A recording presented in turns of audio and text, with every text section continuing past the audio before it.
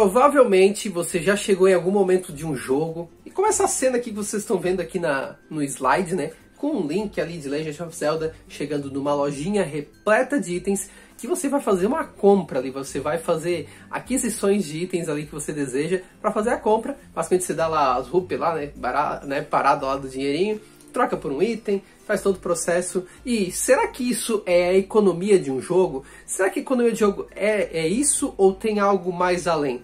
Então, olá Game Designer, tudo certo? Aqui é Fabiano do Fábrica de Jogos. Hoje eu vou tratar sobre economia em jogos, que é um tema bem interessante, fazer uma introdução do tema para vocês tenham uma visão para quando for planejar os seus jogos e também ter uma visão melhor sobre o que é uma economia dentro de um game, que não é só dinheiro não é só lojinha não, tem muito mais coisa envolvida. Redes sociais estão abaixo do Fábio para você acompanhar e saber as novidades. Vamos embora, vamos nessa. Primeiramente, entrar aqui para vocês no slide o conceito de economia geral, tá? Não é economia de game não, geral. Aquele básico. Olha só o que diz. Economia é a ciência que analisa e estuda os mecanismos referentes à obtenção, obter, produzir, produção, consumo, ou seja, eu gastar um recurso, utilização dos bens materiais necessários à sobrevivência e ao bem-estar.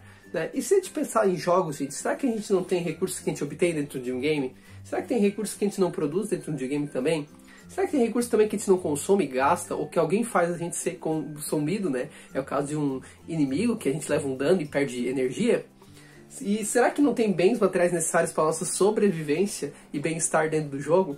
A vida, energia, mana, enfim, esses recursos, será que a gente não está fazendo a gente sobreviver dentro do game? Não está contribuindo com isso? Então aí temos um ponto de relação já da economia geral com a economia nos games, tá certo? Alguns conceitos a gente tem que dizer aqui e formalizar com vocês, gente. O primeiro deles é a questão dos recursos, tá? Os recursos sempre são quantificáveis, ou seja, eu sempre consigo medir os recursos. E os tipos de recursos podem ser tangíveis, eu posso pegar esses recursos, ou aqueles que são intangíveis, como o tempo, que vocês estão vendo ali no exemplo, né? Esses realmente não tem como a gente tateando, a não ser que eu crie alguma coisa no jogo para isso, mas geralmente, né, é intangível, né? Agora, uma moeda, um item, um power-up, realmente eles se tornam recursos tangíveis, né? Também tem as entidades, pessoal. As entidades é onde os recursos são armazenados, ou seja, onde eu guardo, né, recursos. Então, pode ser dinheiro dentro de um caixa ali do Monopoly, né? O Monopoly ultimamente anda chique, né? A gente agora tem cartão de crédito, maquininha, né?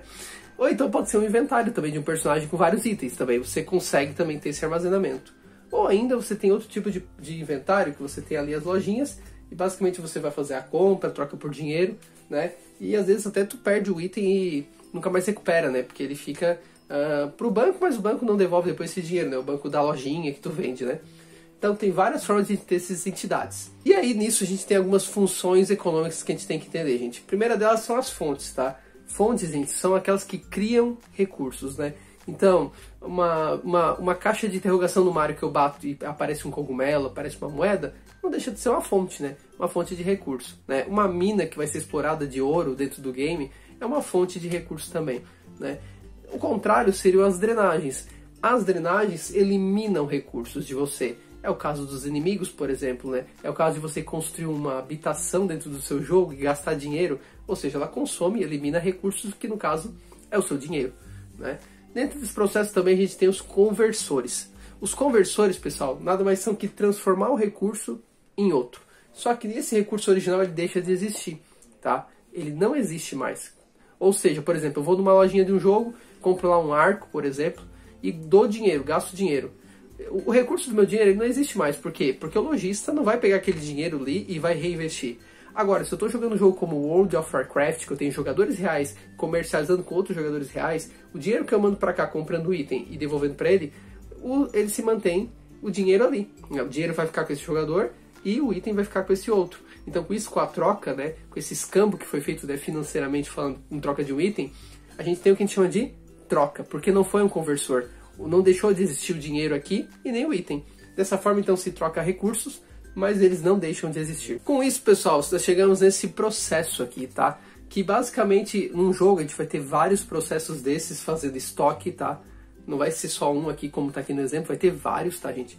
Mas aqui eu trago mais para entender e ficar didaticamente fácil de ser entendido. Então você vai ter cura, ali como pode ter um power-up de cogumelo, pode ter florzinha, pode ter peninha, pode ter gatinho, pode ter tudo que o Mario tem, né? Tudo isso é entrada, são fontes. né? Temos também o estoque, né? As entidades ali, né? Que no caso ali eu botei as energias. E temos também o dano, né? Que daí qualquer inimigo do Mario causa o quê? São drenagens, né? São danos que são levados para o jogador. Assim como o buraco que está lá no level design, na fase, né? Também causa isso aí, né? E o que faz mudar esse estoque, né? Tirar esse estoque para dano ou para cura? Basicamente é o feedback. O feedback ele vai mudar o estoque, seja para trazer entradas, como também para trazer basicamente saídas, drenagens, né? Então nesse processo a gente tem esse fluxo aí e esse é o negócio que a gente vai ter que configurar para tornar o meu jogo mais interessante, mais equilibrado, mais balanceado, economicamente falando. Com isso também, pessoal, esses feedbacks podem ser classificados de duas formas. Um feedback que é negativo, ou também chamado de equilíbrio, ou um feedback positivo, também chamado de reforço. O feedback de equilíbrio, ele quer basicamente estabilizar o jogo, equilibrar. Ele quer fazer com que o sucesso do jogador se torne depois fracasso e o fracasso se torne sucesso. Já o de reforço é o contrário, ele reforça o sucesso vira sucesso e o de fracasso vira fracasso. Vai ficar mais fácil entender um pouco com exemplos, pessoal, mas tudo isso aqui, ó, são decisões que o game designer analisa quando vai construir um jogo. Se você quer aprender o que é que faz um game designer, tá aqui o e-book gratuito, Os Segredos para de Games Viciantes, para você baixar e aprender de graça, porque com certeza, gente, não é ficar fazendo arte. É, ó, pensar na economia de jogo é uma das funções do game design. Porque é isso aí que torna a experiência mais equilibrada, mais balanceada, mais justa e mais divertida. Mas vamos ver alguns exemplos de feedback então, gente. Feedback negativo ou feedback de equilíbrio, né? Então aqui, ele ajuda a manter o jogo em continuidade, gente. Ele dá um equilíbrio, dá uma meta, né, para isso. Então, por exemplo, Mario Kart, pessoal, e jogos de corrida que fazem esse tipo de balanceamento dinâmico, basicamente o que acontece, pessoal? Quando tem um jogador ganhando na partida, o que ele faz? Ele aumenta as chances desse jogador perder. Então é muito normal você jogando Mario Kart, você às vezes está lá em primeiro lugar e aparece aquele casco azul, né, que guia até o primeiro jogador e explode, né?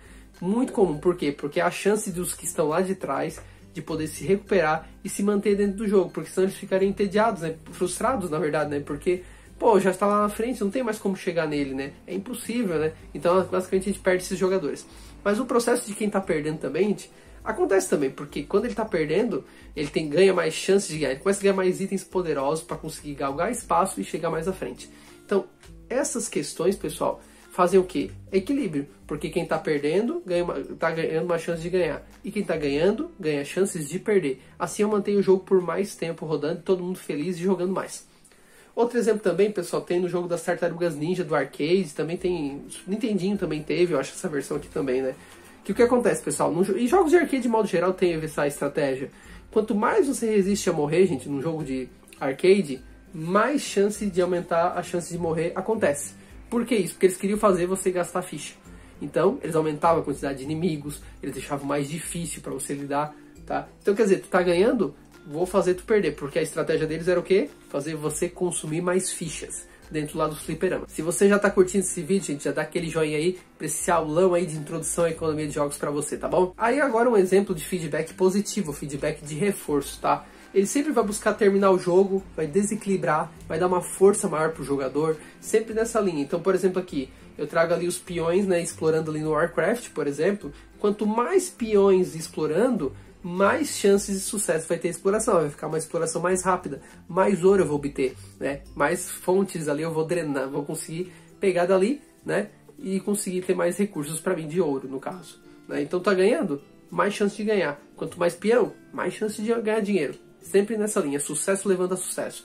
E também, nesse mesmo exemplo que eu dei do jogo da Tartaruga Ninja, a gente também tem o reforço, porque quanto mais eu mato inimigos na Tartaruga Ninja, a cada 100 eu ganho uma vida. Ou seja, se eu tô ganhando matando inimigos, mais chance eu tenho de se manter ganhando, porque eu vou ganhar vidas por isso. Então eu reforço o sucesso do jogador, dando vidas para ele a cada morte que ele causa nos inimigos do destruidor. E aqui eu trago também outro jogo, pessoal, que é um jogo da memória, basicamente, né? Então se você acertar uma combinação no jogo da memória, você continua jogando e escolhe uma nova combinação. E se você acerta de novo, você joga de novo. Então, ou seja, a cada acerto meu, eu ganho mais uma chance de continuar jogando. Então, sucesso levando a sucesso novamente. Então, essa é uma outra forma de perceber também o feedback de reforço. É por essas e outras, gente, que a gente fala muito de balanceamento dinâmico, ou seja, aquele balanceamento que durante o jogo ele vai ajustando a dificuldade para se adequar ao jogador.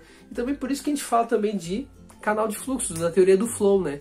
para deixar ele imerso sempre dentro ali, para não ficar tão frustrado, tão entediado. Porque a gente está fazendo o que com isso? Regulando o feedback, regulando como a economia de jogo está se equilibrando ali, percebendo as forças que são as fontes, as drenagens, como é que está acontecendo esse feedback, para gerar a melhor experiência de jogo. É importantíssimo a gente mapear isso, porque é isso que vai construir a experiência. Existem softwares para fazer esse tipo de processo. Alguns jogos, às vezes, você tem que fazer no braço mesmo, na garra e a coragem, botar em planilha e montar esses dados e botar gráficos para poder perceber o comportamento que está acontecendo, se está muito brusco, né, o crescimento, por exemplo, o crescimento de níveis, experiência de XP, por exemplo, de um personagem, ou se eu tenho que amenizar a curva para que o crescimento do jogador seja mais gradativo e que não force ele ficar muito forte rapidamente, né, por exemplo. Tudo isso eu consigo fazer numa planilha, gente, botando ali, ou de forma automatizada isso, pegando já do software, coletando as informações do jogador jogando, ou fazendo no braço mesmo, isso aí. Ou também tem um software também que a gente pode trabalhar, pessoal, que é esse aqui que eu estou mostrando aqui para vocês na apresentação, que é o Machinations.io.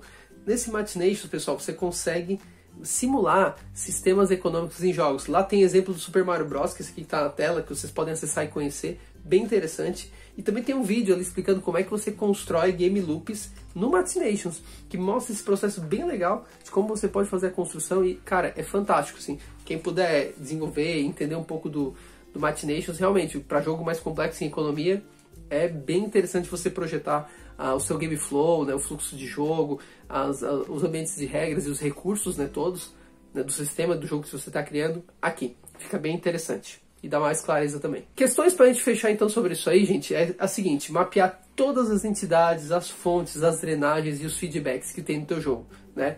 Lembre-se, gente, que nunca vai ter só uma fonte, né, uma drenagem, pode ter vários sistemas, inclusive ali trazendo mais formação de entidade, de recursos ali armazenados, tá? Inclusive.